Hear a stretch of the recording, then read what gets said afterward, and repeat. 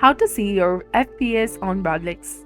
Hi guys, welcome back to our channel. Today in this video tutorial, I'll be teaching you guys on seeing the FPS on your Roblox. So now let's get started.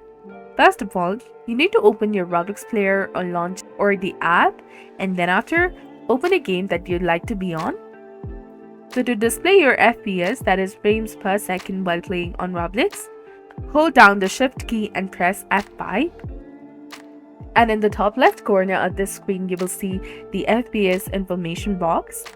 If that does not work, you can try holding down the shift function and then F5. This will display your FPS and other game stats.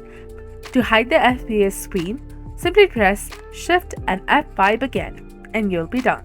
And that's it for the tutorial. I hope you found this guide helpful. If you did, do not forget to like, comment, share, and subscribe to our channel. Thanks for watching. See you in the next one.